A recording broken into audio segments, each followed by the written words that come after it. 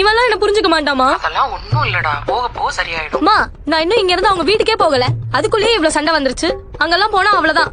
மா, நான் நம்ம வீட்டுக்கே வந்துடுறேம்மா. அதெல்லாம் ஒண்ணும் தேவையில்ல. அம்மா இருமா, நாங்க வரோம். சுபா, கொஞ்சம் போனை வைக்கிறியா? ஓ, இப்பவே நீ எங்க அம்மாட்ட பேச விட மாட்டல?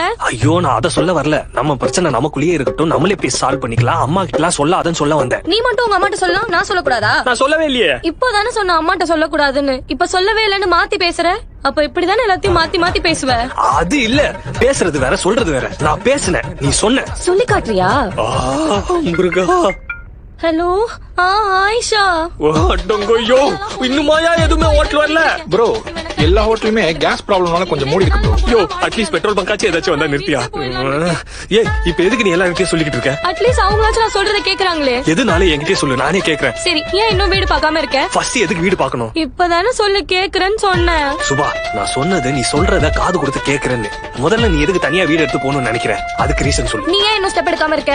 அதுக்கு ரீசன் சொல்லு. நான் ஒன்னு கேட்டா பதில் சொல்லாம கேள்வி கேட்காத. எனக்கு கேள்வியும் மறந்து போயிடுது, பதிலும் மறந்து போயிடுது. நான் ஞாபகப்படுத்துறேன், ஏன் இன்னும் ஸ்டெப் எடுக்காம இருக்க? எனக்கு நம்ம அம்மா அப்பா ஃபேமிலியோட இருக்கணும்னு ஆசை. அப்ப நான் மட்டும் என் அம்மா அப்பா அண்ணா எல்லாரும் விட்டு வரணும், நீங்க மட்டும் ஃபேமிலியா இருக்கணுமா? உன்னை யாருமா மான்னு சொல்லாத. சரி, உன்னை யாரும் அவங்கள விட்டு வர சொன்னா அவங்களையும் கூட்டு வா, எல்லாரும் ஒன்னா இருக்கலாம். அதெல்லாம் சேர்ந்து இருந்தா பிரச்சனை ஆயிரும்.